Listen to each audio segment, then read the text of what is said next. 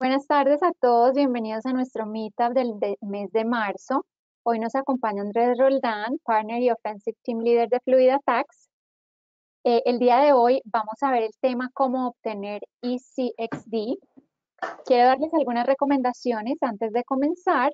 La primera es que si tienen preguntas a lo largo del evento, lo puedan hacer en la caja de chats y los responderemos al final.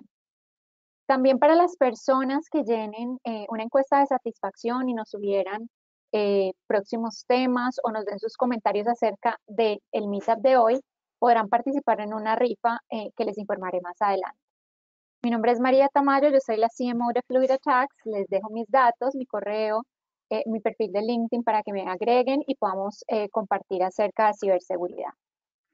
Recuerden que el Security Grid sucede el tercer miércoles de cada mes. El siguiente que tendremos es el 20 de abril. Y pues ya a través de cada uno de los meetups de su ciudad estaremos informándoles el tema para que se puedan registrar.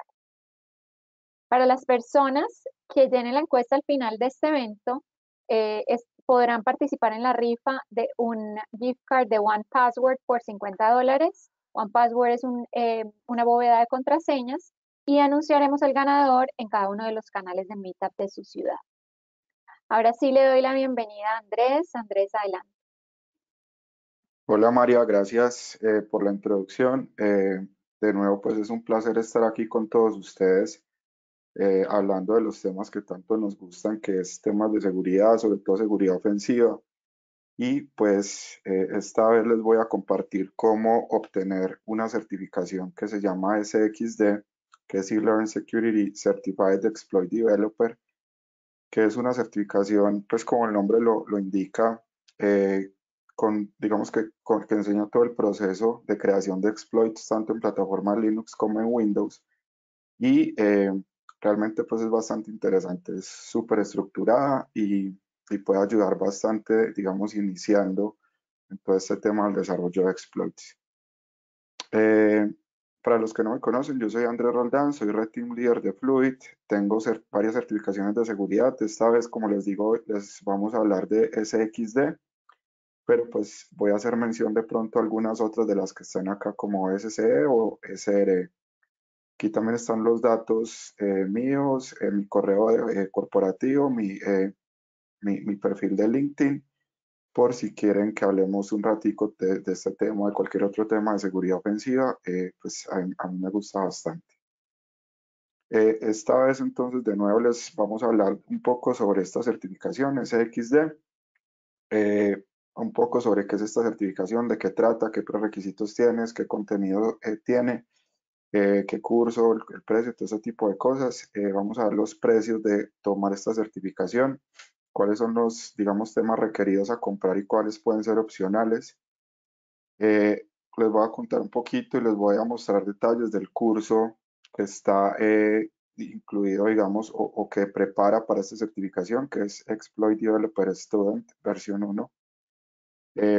Les voy a contar también los objetivos del examen y un poquito de cómo fue mi experiencia con el examen para obtener esta certificación.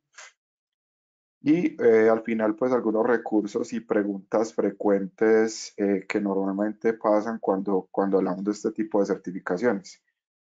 Entonces, primero empezamos con el formato. Esto es una presentación técnica. Básicamente aquí vamos a hablar de temas técnicos, por lo tanto asumimos un conocimiento previo básico de este tipo de temas de los que vamos a hablar acá. También la idea, como les dijo María al inicio, es que hagamos las preguntas en el chat y después de la presentación pues tratamos de responder las que podamos en el tiempo que tenemos de la charla. Y es una charla enfocada a profesionales en ciberseguridad, a personas que quieran conocer de cómo es el proceso para iniciarse todo este tema de desarrollo de exploits que es realmente apasionante. Es un tema bastante amplio y puede llegar a ser un poco complejo, pero pues si uno inicia con certificaciones y cursos como esta, con la estructura que se tiene, con el detalle y la forma de presentarlo, yo creo que cualquiera puede lograr hacer este tipo de certificación. Entonces es bien interesante esto. Y pues obviamente personas que tengan en su plan hacer esta certificación, seguramente lo que les voy a mostrar aquí les va a ayudar bastante. Hablemos un poco entonces de esta certificación. Certified Exploit Developer. Esta es una certificación dada por eLearn Security, que hace poco adquirió INE. Bueno, hace poco, no, hace un par de años INE lo adquirió. Y aquí está pues el enlace de esta certificación. Aquí nos dice un poquito sobre qué trata, los prerequisitos, cuáles son los dominios de conocimiento que trata el curso y la certificación. Y un poco, pero muy poco sobre el examen. Entonces lo que vamos a hacer es como ahondar en todos estos datos que están acá en esta charla. De nuevo, pues es una certificación basada en desarrollo de exploits ofrecida por eNiler Security y se enfoca en desarrollo de exploits en plataformas Linux y Windows. Esto digamos que ya empieza a hacer una diferencia con certificaciones como OSET, que es una certificación de explotación en user space de Offensive Security. Y es que esa, por ejemplo, se enfoca solo en Windows. Esta se enfoca tanto en Linux como en Windows, que realmente aporta bastante tener ambos dominios de los dos sistemas operativos. La certificación cuenta con un examen que básicamente dan 3 días para el examen, 72 horas para completar, digamos, los retos del examen. Y ahorita al final les hablo un poquito de cuáles son los retos y de qué se trata más o menos. Obviamente no puedo dar muchos detalles. Y adicional a esto, tenemos 2 días para entregar un informe, que también les voy a contar un poquito qué debe contener este informe. El contenido del curso es, digamos, un poquito desactualizado, 2019, pero obviamente es vigente porque hablan de temas que en binarios de hoy en día se pueden encontrar y que puede ayudar bastante en la creación de exploits para este tipo de vulnerabilidades. Bueno, hablando un poco de esta certificación, ya les dije que es una certificación dada por eLearn Security, que es de INE. Alguien de la comunidad hace un par de meses creó este chart que es bastante interesante, donde muestra las certificaciones que hoy ofrece eLearn Security. Y vemos que por acá está SXD, Exploit Developer, y la ponen en un lugar, digamos, en la parte rojita. La parte rojita son las certificaciones ofensivas, las azules son certificaciones defensivas. Y según el nivel, pues esta persona lo puso SXD como en un nivel superior a profesional, ya llegando a un nivel extremo. Eh, Realmente esto es una certificación sencilla, no es una certificación entry level y por lo tanto digamos que tiene un nivel de complejidad medio alto y por eso se pone por acá. Yo les voy a mostrar por qué digamos esta calificación de dificultad por acá. Sin embargo, uno de los temas que me pareció interesantes del curso es que empiezan con un conocimiento muy básico, con temas muy básicos y van incrementando la dificultad y al final abarcan todo lo esperado pues en este tipo de contenido. Entonces es bien recomendado hacer esta certificación porque pues desde la persona que pueda tener el conocimiento más básico hasta alguien con más conocimiento le va a ayudar bastante el contenido de lo que está acá. También digamos que otra persona precisamente ayer de la comunidad mandó este meme, si se puede llamar así, donde están como ciertas certificaciones según como categoría de dificultad. Entonces arriba están las más sencillas y pues va bajando el nivel de dificultad y específicamente XD la pone de último, como si fuera de las más difíciles, al lado de OSET, como les dije ahorita, SPTX, que es una de las más difíciles de Taylor, OSE, que es Exploit Expert de Offensive Security, y Coreland Bootcamp, que es básicamente es uno de los recursos más importantes de explotación en Windows que ha habido pues hasta ahora. Entonces, la pone por acá en las más difíciles, pero como de nuevo les digo, el curso empieza por lo básico y va subiendo la dificultad, entonces es bastante riguroso y estructurado. Entonces, creo que vale bastante la pena. Algunos prerequisitos para esta certificación, pues básicamente cualquiera puede intentar hacer el examen de certificación, simplemente yo voy y compro el voucher del examen. Yo creo que tengo los conocimientos suficientes, simplemente voy y compro el voucher aquí en este recurso. Y al final básicamente llego por acá a añadir el voucher al cart y pues pago el voucher y presento el examen. Cuando yo compro el voucher tiene una duración de 6 meses, es decir, si lo compro ya, pues tiene duración hasta de hoy a partir dentro de 6 meses y en ese tiempo yo puedo presentar el examen en cualquier momento. Simplemente ingreso a la plataforma de eLearn Security y ahí le puedo decir iniciar el examen, se crea un ambiente virtual solo para mí y ahí ya puedo ejecutar el Letter of Engagement que me entreguen al inicio del examen. Se necesita obviamente también tiempo suficiente para completar el examen en los 5 días. De nuevo son 3 días prácticos de laboratorio más 2 días adicionales para documentación. Entonces pues la idea es tener el tiempo separado en nuestra agenda para poder hacer y poder tomar el mayor provecho de estos 5 días y poder lograr los retos entregados. Obviamente necesito un acceso confiable a Internet y un cliente OpenVPN. Hay clientes OpenVPN obviamente en Linux, en Windows también. Yo personalmente hice la certificación en Linux y creo que es la mejor opción. Si lo pueden hacer en los Linux, se lo recomiendo. Pero obviamente pues en Windows también se tiene el cliente no OpenVPN y se podría hacer también en un sistema operativo Windows. Ahora hablemos de prerequisitos técnicos. Eh, Básicamente se requiere un conocimiento, por lo menos saber cómo funciona Windows y Linux a nivel interno, es decir, cómo se crea un proceso, que hay un kernel, que hay digamos, tools en user space que hablan con el kernel a través de un API y cosas, digamos, no muy técnicas, pero sí más o menos conocer un poco de cómo funciona este tipo de cosas de manejo de procesos y esos temas tanto en Windows como en Linux. También se requiere o sería ideal tener experiencia con depuradores, es decir, en Windows, por ejemplo, utilizar depuradores como Immunity Debugger, OliDBG o X64DBG, que son algunos de los depuradores más conocidos para, digamos, depurar aplicaciones en User Space. Y en Linux, pues el más conocido y el estándar de facto es GDB, y también se utilizan varios plugins de GDB como PEA, Get o PoundDBG que ayudan, digamos, a mejorar o a agregar comandos extras a GDB que pueden ser bastante útiles para todo el tema de explotación. Entonces, a mí personalmente me gusta más PoundDBG de estos tres, por dos razones básicas. Primero, porque tiene aliases a comandos que son parecidos a WinDBG.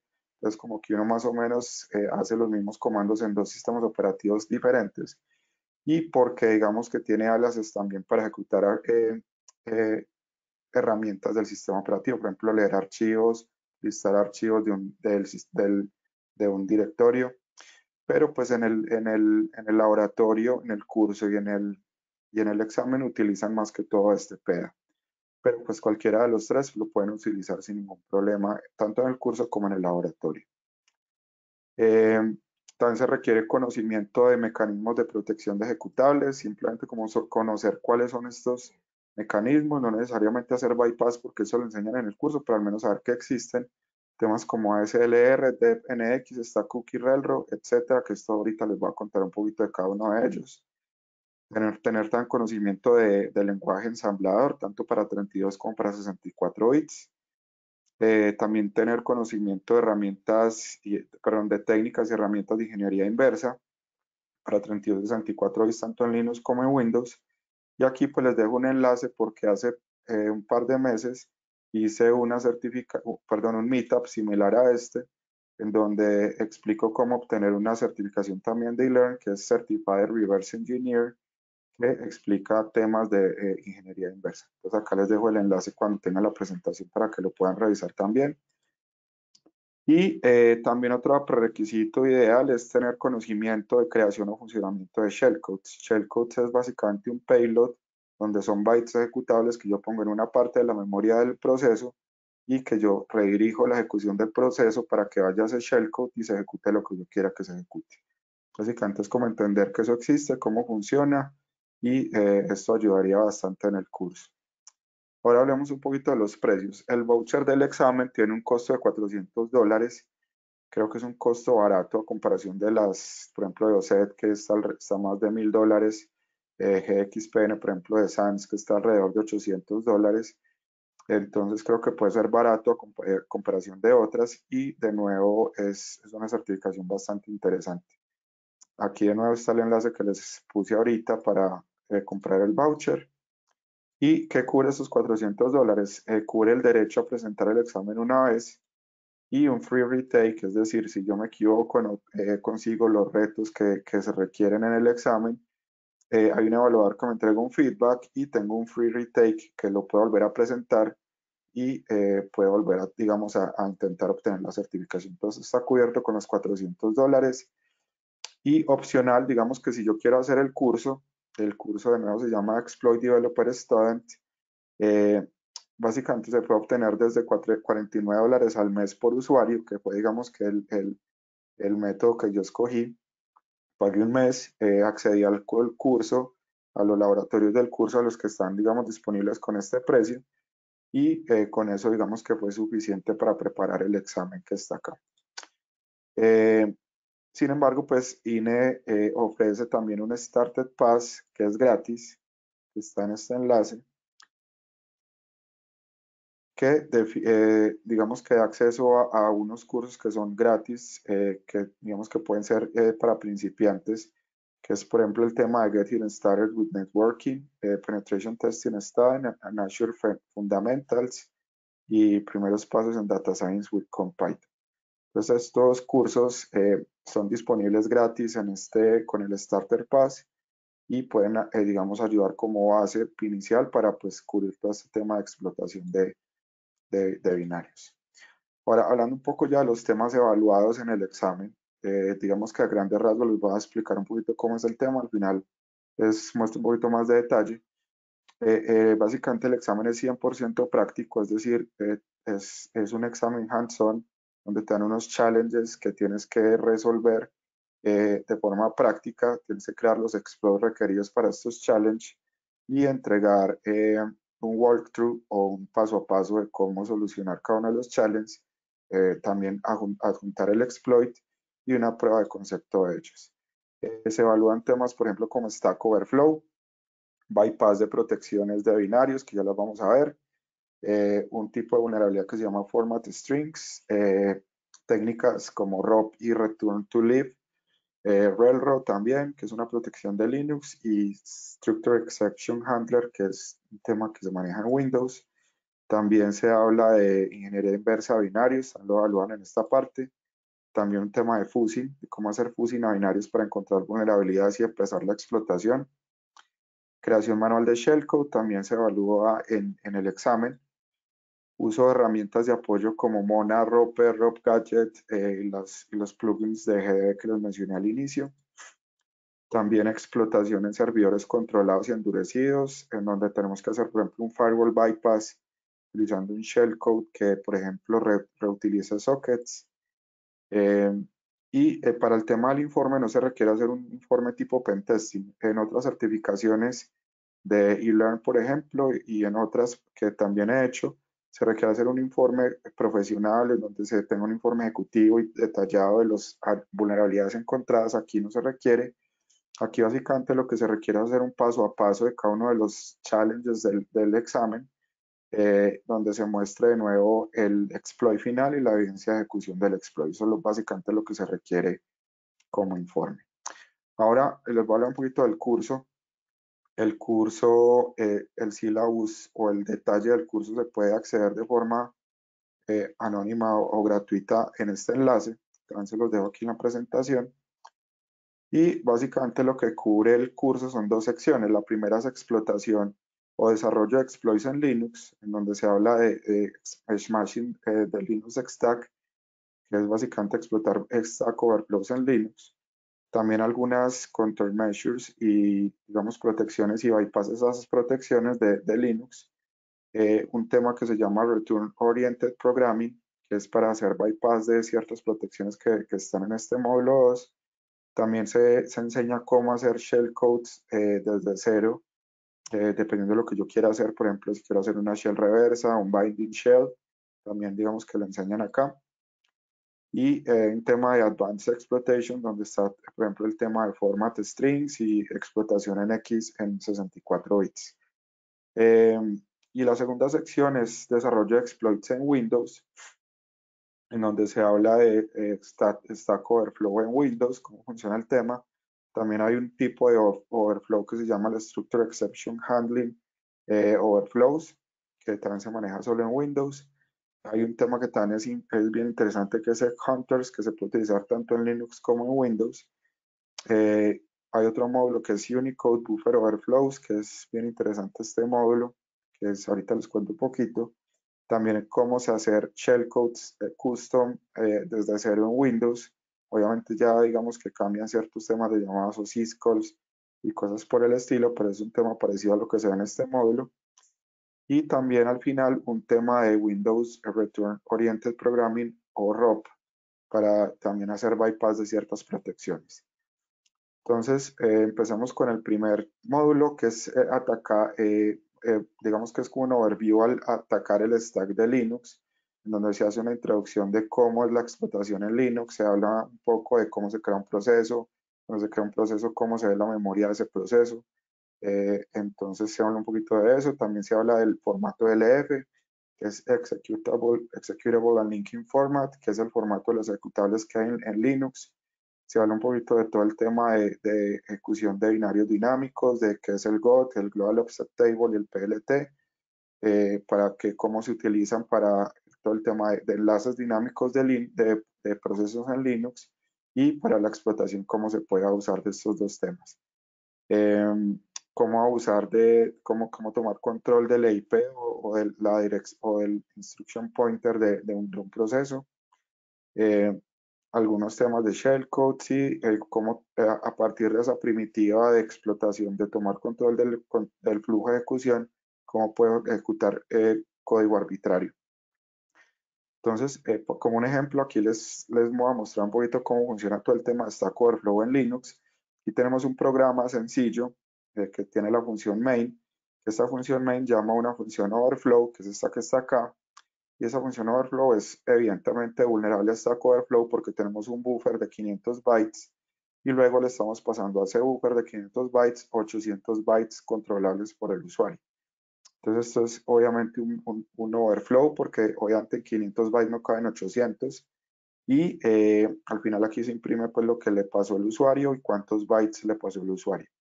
Y tenemos una función helper, que es esta que está acá, que ejecuta un binario ID, que pues básicamente ID en Linux me muestra como quién soy yo en este sistema operativo y básicamente hace esto. Sin embargo, como en ninguna de estas dos funciones se llama esta función helper, entonces vamos a ver cómo utilizando un Stack Overflow podemos redireccionar la ejecución para que se ejecute este helper.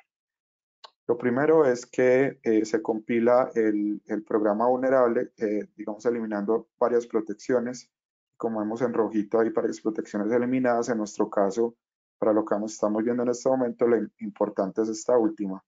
Esto quiere decir que el stack se está marcando como ejecutable, es decir, yo puedo poner instrucciones en el stack, redirigir el flujo de ejecución al stack y el programa va a poder ejecutar esas instrucciones sin ningún problema. ¿Cómo funciona el programa? De nuevo, yo le ejecuto el programa, le paso algún string, que él me dice cuál fue el string que yo le pasé y cuántos bytes le pasé en ese string. Ahora, como vimos por acá, él espera 800 bytes, pero solamente puede obtener 500. Entonces yo le paso 1000, al final él me dice, yo solamente puedo recibir 800 y por aquí ya me hace un crash la aplicación. Cuando yo reviso con un depurador, ese core que me generó por allá en este slide, estoy viendo que el binario bool 1 trató de ejecutar instrucciones en una dirección 41, 41, 41, 41, que básicamente 41 es el hexadecimal para el carácter A, que es el que le estamos pasando acá. Quiere decir que yo de alguna forma pude sobreescribir la dirección de retorno a esa función overflow y está tratando de ejecutar instrucciones en una dirección de memoria que no existe. Ahora, para yo saber cuál de todas esas AS fue la que se sobreescribió por allá en el EIP, creo una cosa que llama un patrón cíclico y ese patrón cíclico se lo paso como parámetro de nuevo a este binario vulnerable. Se genera de nuevo el core dump y utilizando de nuevo el depurador me dice que se estaba sobreescribiendo ya en este offset que tenemos acá. Ahora, esos bytes yo puedo verificar y me dice que está en el offset 516. Es decir, cuando yo empecé a pasarle todas estas A, en el punto 516 fue que se sobreescribió el instruction pointer.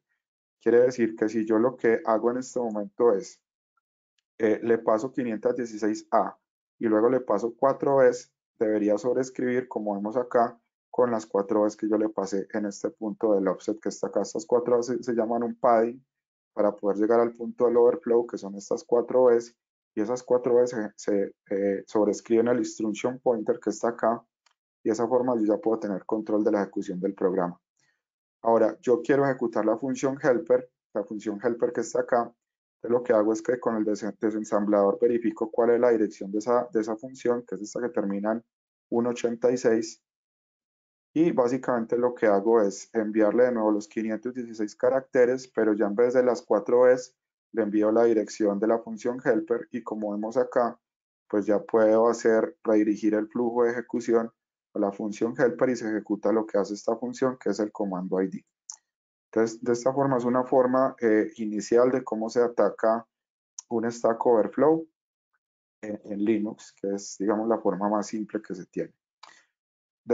Luego entonces tenemos el siguiente módulo que ya empieza a hablar un tema de protecciones que se generan para evitar este tipo de ataques en Linux y digamos que en este módulo se habla temas, por ejemplo, de NX, que es un bit que es el no execute, como vemos acá, cómo bypassear ese NX con red2lib, que ya les voy a mostrar un ejemplo.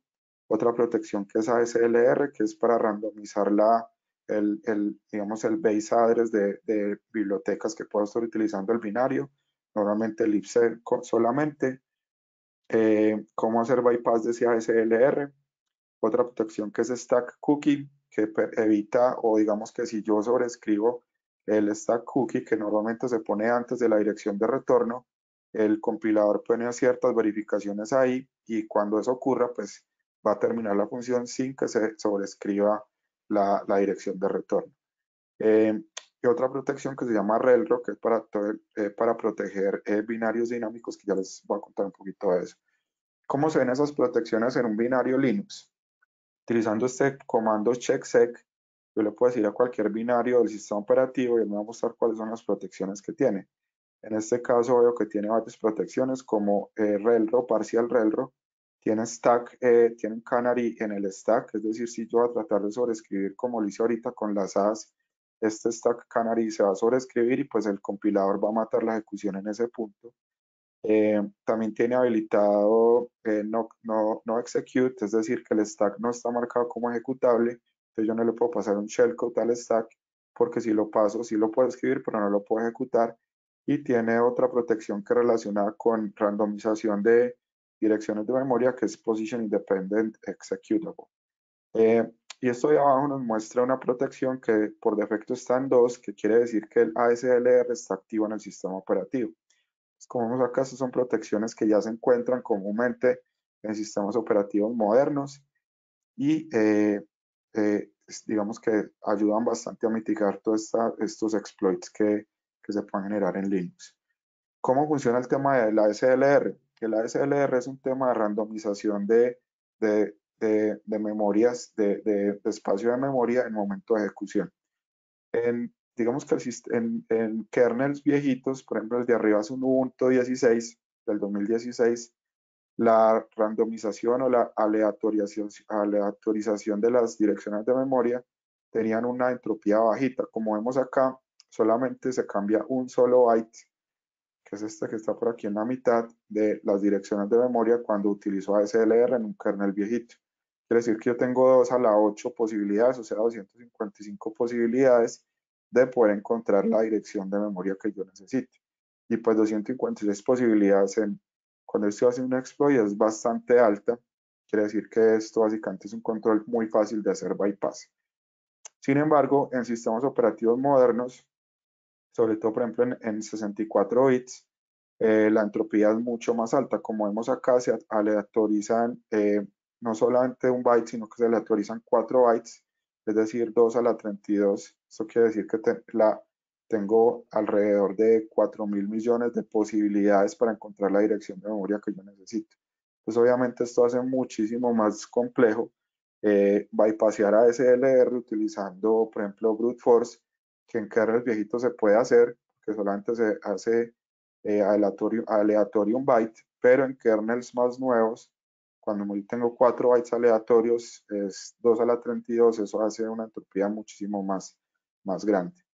Entonces, así funciona la protección de ACLR, que hoy seguramente la tienen todos habilitados en los sistemas operativos Linux modernos. Aquí digamos que se puede ver de otra vista la SLR. Aquí estoy dentro del depurador. Aquí le digo que me muestra la memoria virtual del proceso que estoy ejecutando. Como vemos acá, cuando lo ejecuto 2 veces diferentes, la dirección base, por ejemplo, en este caso del libc, es diferente cada vez. Y otra cosa importante a mostrar acá es el stack no ejecutable. Como vemos acá, estos son los flags del stack de este proceso. Y le falta la X. La X esta que vemos por acá. Quiere decir que si yo pongo instrucciones ejecutables en el stack y las trato de ejecutar, pues me va a salir un error de acceso de memoria inválido y pues va a parar la ejecución del proceso. Entonces les voy a mostrar un poquito, el siguiente módulo muestra cómo hacer bypass de estos dos temas, de ASLR y de el stack no ejecutable. Y esto se puede hacer con una cosa que se llama Return Oriented Programming, que lo explica en este módulo, que es el ROP.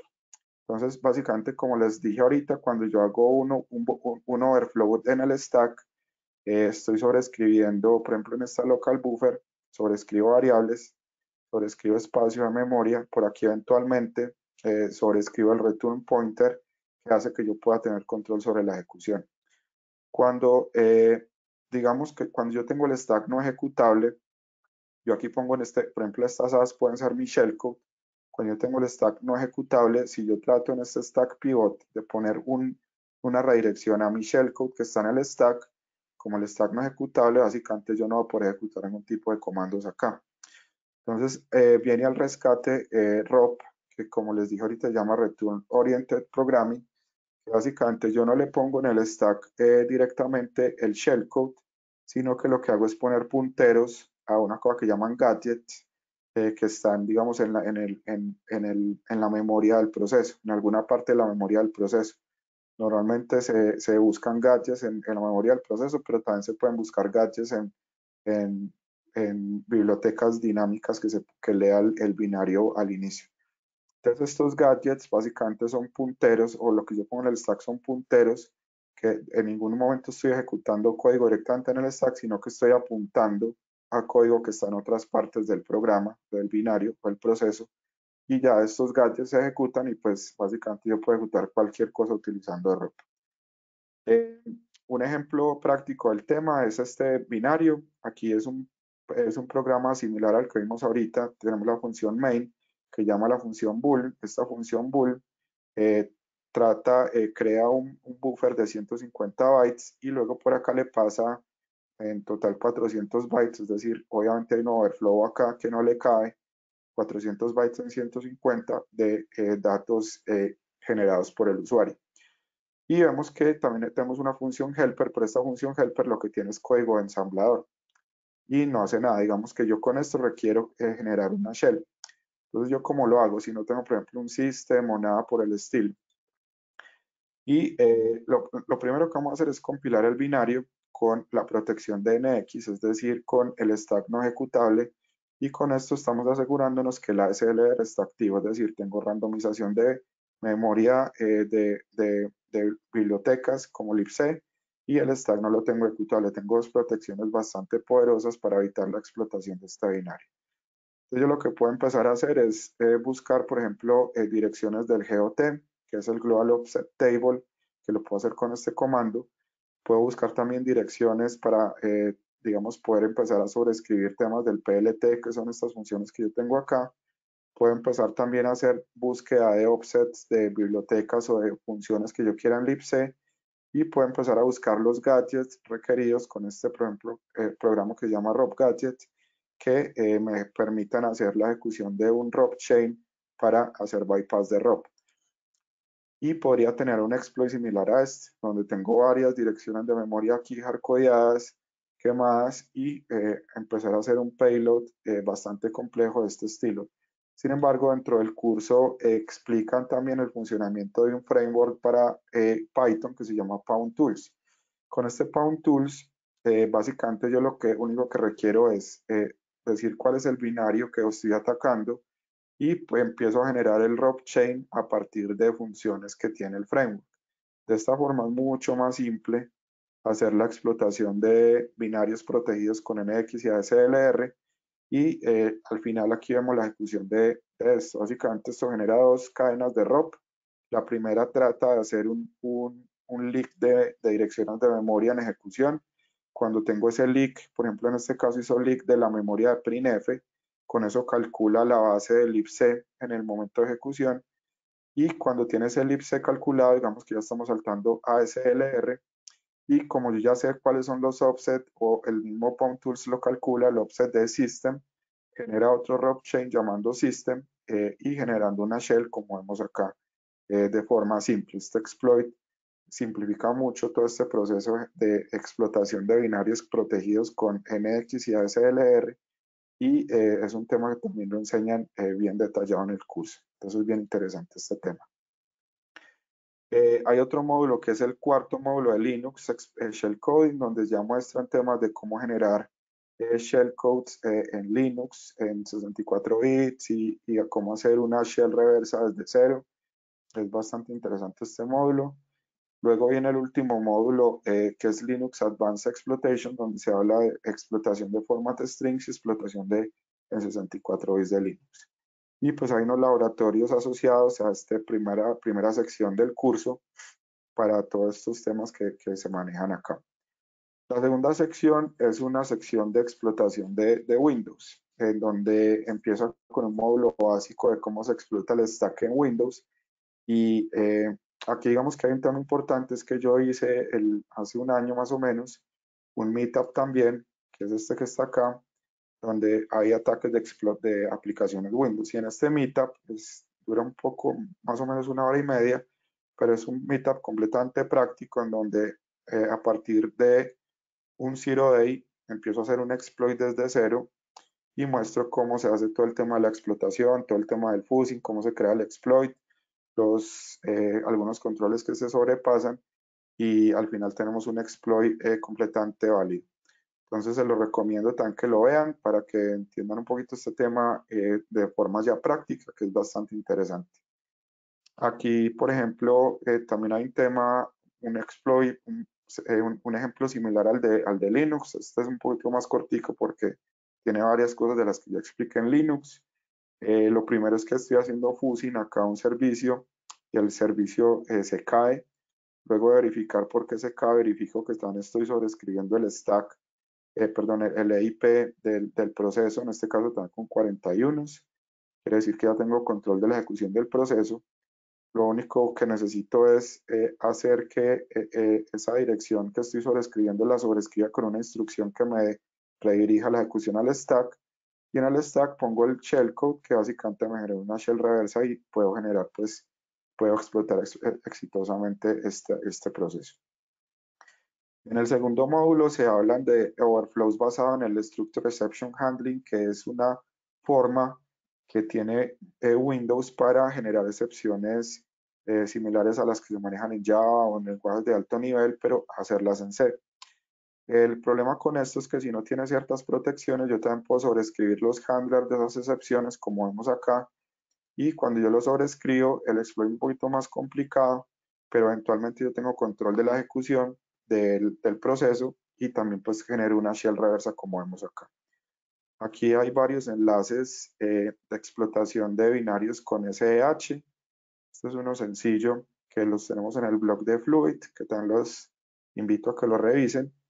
Y esto es un exploit de un binario que inicialmente pues a una persona lo trató de explotar aquí en exploitdb, pero pues dijo que tenía ciertos problemas, pero yo traté de hacer o de bypassear esos problemas y al final pude lograr tener una explotación exitosa de este binario y es un binario de explotación estilo CSH y al final pues les recomiendo que lo puedan revisar porque como les digo puede bypassear todas las restricciones que el creador original del exploit tuvo. Eso es bastante interesante también. Luego viene un tema de egg hunting en Windows, que básicamente los egg hunters son un shellcode chiquito y se utilizan más que todo, por ejemplo, en este caso que tengo un buffer muy pequeño para generar un exploit. Normalmente cuando yo tengo un buffer donde yo pongo un shellcode, esos shellcode tienen alrededor de más de 1000 bytes para yo poner ahí la data que yo requiera, pero en este caso, por ejemplo, tengo más o menos 30 y pico de bytes para ejecutar, digamos, lo que yo necesite, y eso puede ser poquito para meter un shellcode completo. Entonces, en este caso, se utilizan una cosa que llama los egg hunters, que un egg hunter, como vemos acá, es un shellcode pequeñito que lo que hace es ir por todas las páginas de memoria del proceso, buscando una cadena, en este caso una cadena que es woot woot, busca esa cadena dos veces, y cuando la encuentra ejecuta cualquier cosa que esté a continuación. Entonces esto sirve mucho para cuando tengo buffer pequeñitos, pasar el proceso de ejecución digamos, a una parte, por ejemplo, del heap, donde pueda tener el shellcode grande que normalmente puede ser de 1000 o 2000 bytes. Aquí también de nuevo tengo un par de enlaces del blog de Fluid, donde explico un poco, este es básico también de cómo se funcionan los shellcodes.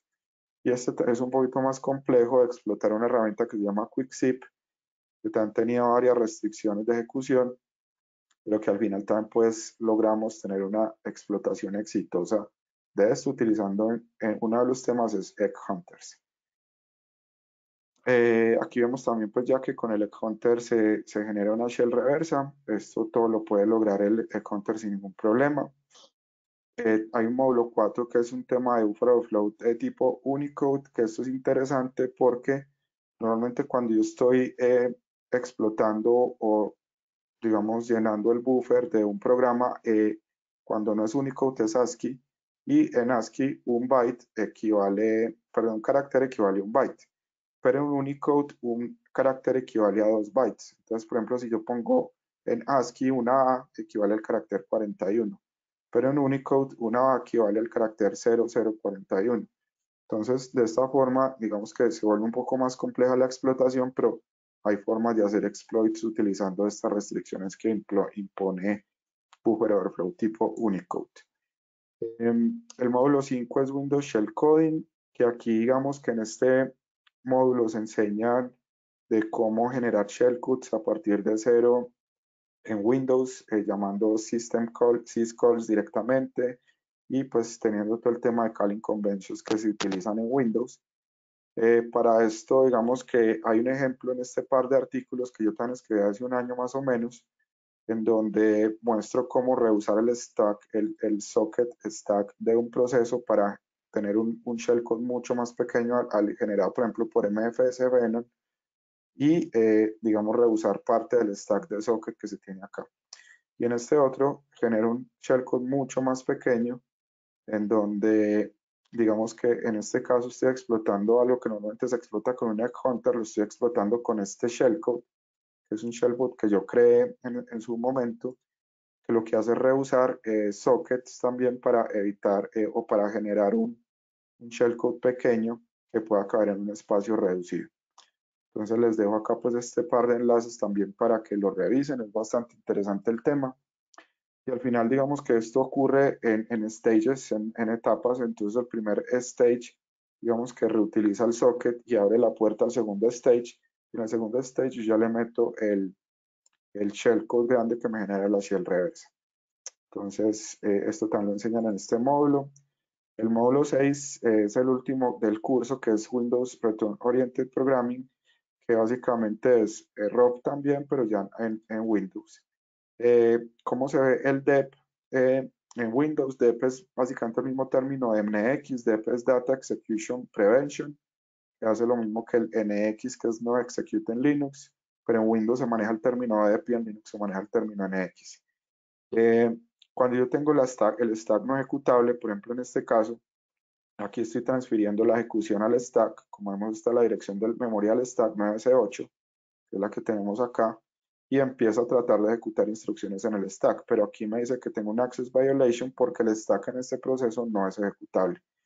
Entonces, en estos tres artículos explico un poco de qué es DEP o NX, cómo funciona, qué protección es y cómo funciona el sistema operativo, cómo se puede bypassear DEP con ROP, que también está por acá explicado, y ya al final un exploit, digamos, funcional de una herramienta que utiliza DEP y activado, cómo hacer bypass con ROP. Aquí, digamos que esto lo enseñan en este punto. Otro tema importante de ROP es de nuevo que hace bypass de ASLR, pero en Windows funciona ASLR diferente. En Linux, ASLR funciona en cada vez que yo ejecuto el programa. Entonces, por ejemplo, si yo le doy esto,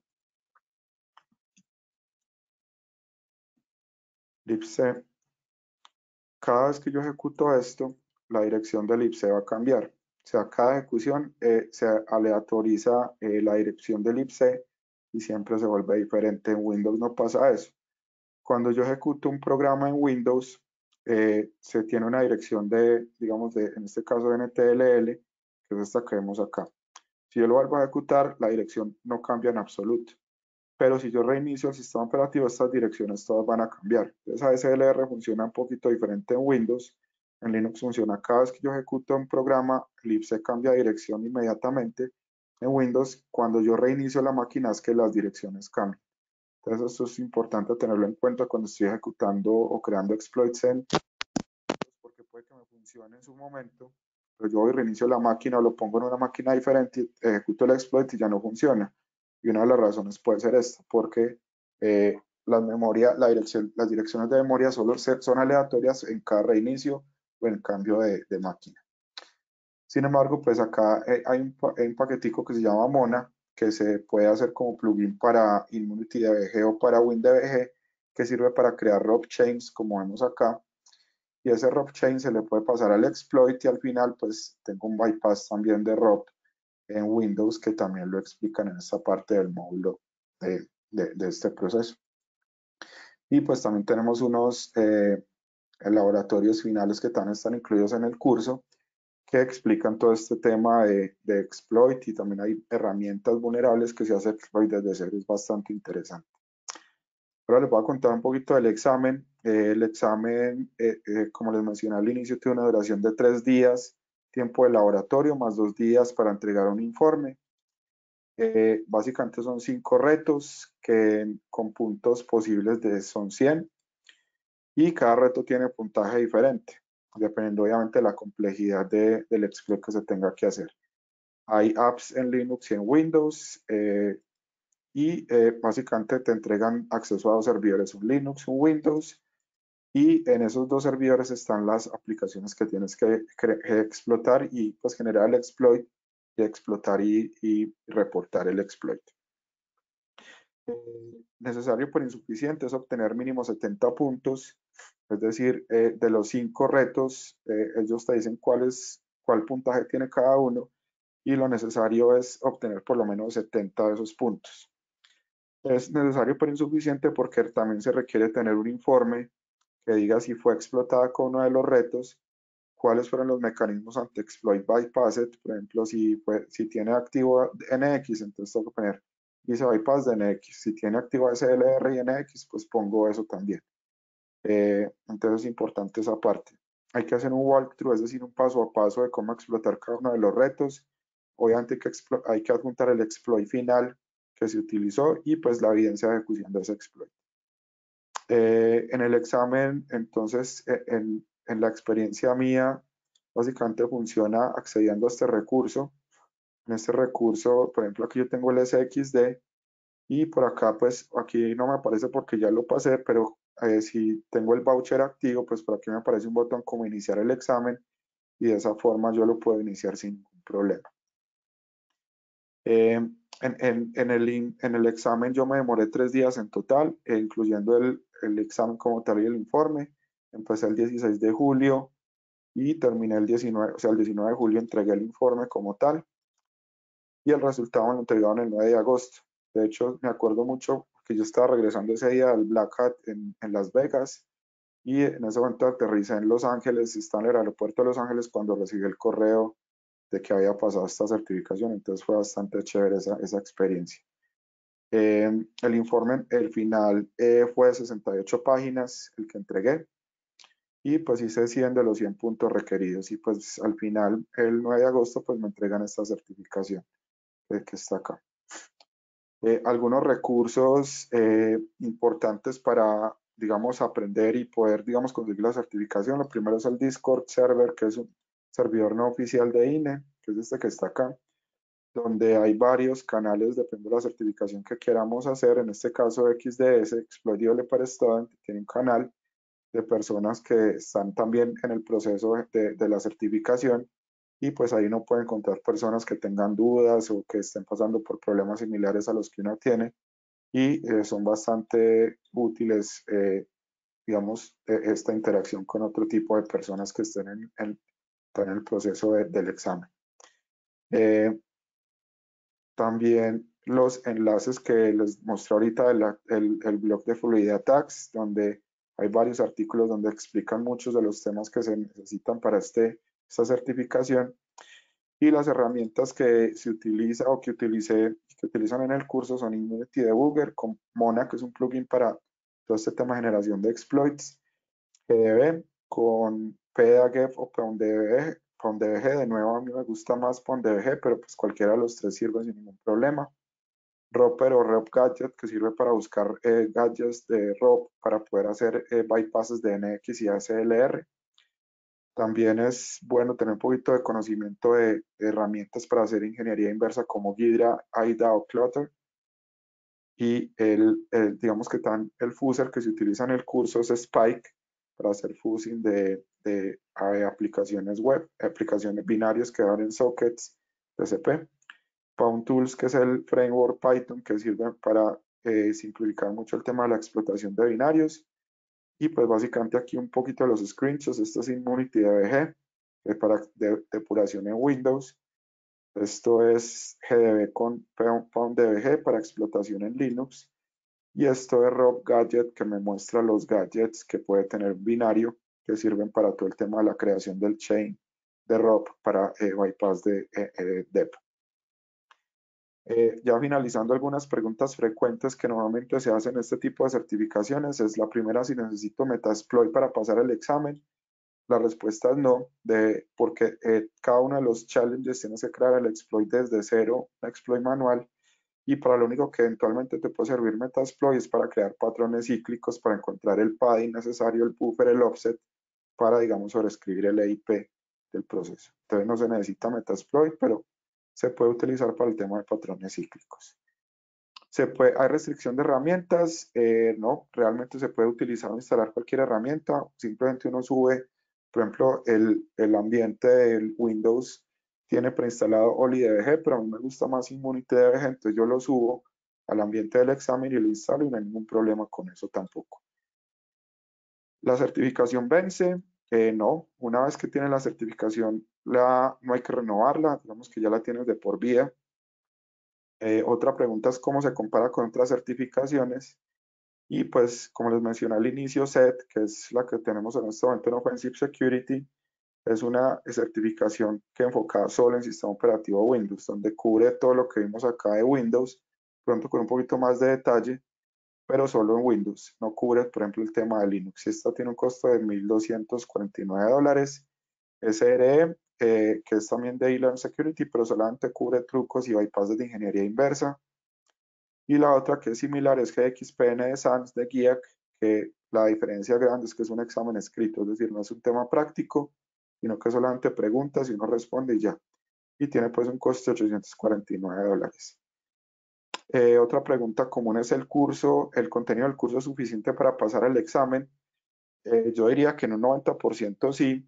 Sin embargo, en el examen uno se da cuenta de que hay cosas que no están en el curso, pero uno tiene que, digamos, utilizar creatividad para pasar esos temas.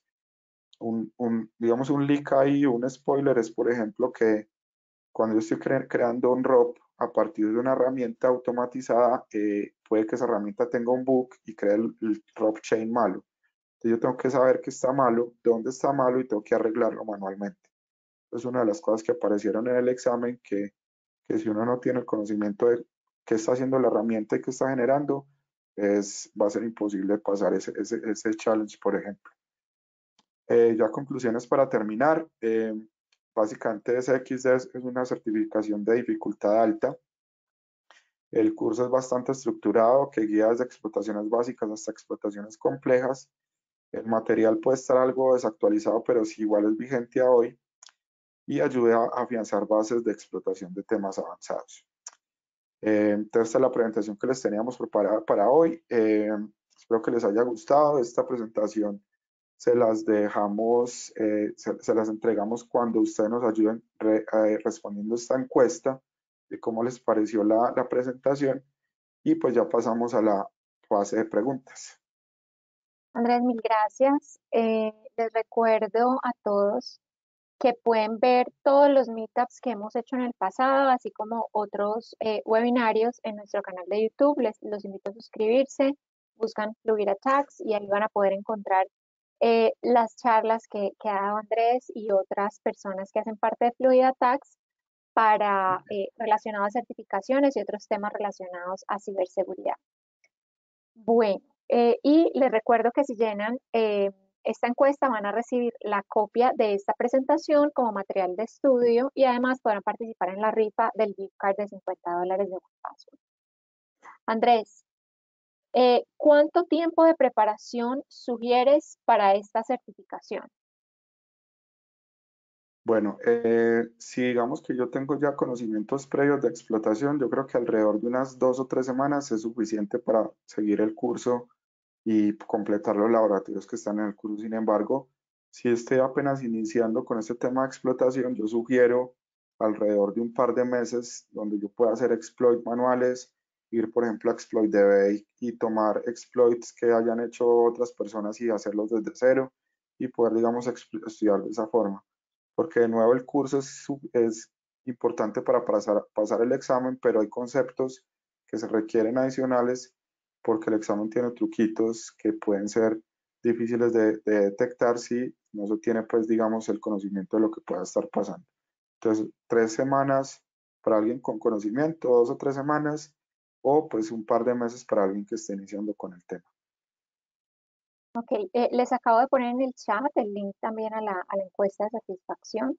La siguiente pregunta, Mario nos dice, buenas tardes Andrés, en relación con la certificación SRE, ¿cuál te pareció más complicada y cuál recomendarías si alguien fuera a hacer una sola? Es una buena pregunta. Digamos que las dos tienen sus complejidades. SRE, digamos que tiene muchos trucos de hacer bypass de técnicas de anti-debugging y anti-disassembling, por ejemplo, que se puede utilizar mucho en malware, y esta está muy enfocada en creación y desarrollo de exploits. La una puede estar atada a la otra, y yo incluso creo que son complementarias. Ojalá se puedan hacer las dos, porque con ingeniería inversa yo puedo detectar bugs que ya puedo empezar a desarrollar el exploit utilizando estas certificaciones XD. Si yo me fuera por una, me iría por ese XD porque digamos que es un tema que, que por lo menos a mí me apasiona mucho. Sin embargo, el tema de ingeniería inversa, sobre todo para personas que están en el lado de los Blue Team, puede ser bastante útil para todo el tema de threat hunting, para malware análisis y ese tipo de cosas. Entonces, depende de lo que quieras. Si quieres ser ofensivo o analizar malware, pues te recomiendo la una o la otra. A mí personalmente me gusta más ese XD. Juan Pablo quiere saber qué trabajo puedo conseguir obteniendo esta certificación. Eh, Sí, hay trabajos, por ejemplo, de threat hunting que puede ser interesante para esto. Pero también hay, digamos que ya hay posiciones en varias compañías de creador de exploit, específicamente se llama así el puesto, exploit developer, que se podría, digamos, aplicar obteniendo esta certificación. Hasta ahora yo no conozco empresas que pidan esta certificación específicamente. Sin embargo, tener esa certificación, digamos que demuestra conocimientos en desarrollo de exploit de bajo nivel y puede, digamos, ser una carta de entrada importante a una empresa de pentesting que pueda necesitar a alguien con habilidades de ese estilo.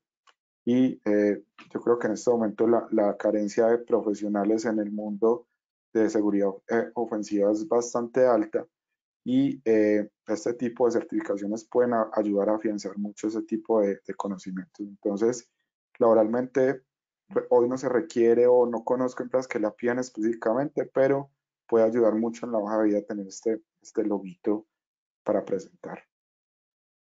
Bueno, les agradecemos mucho a todos por su asistencia el día de hoy. Recuerden que nos vemos el próximo 20 de abril en nuestro meetup del mes y pronto les estaremos enviando a cada uno de los meetups de su ciudad y en nuestras redes sociales cuál sería el tema que estaremos tratando en el mes de marzo.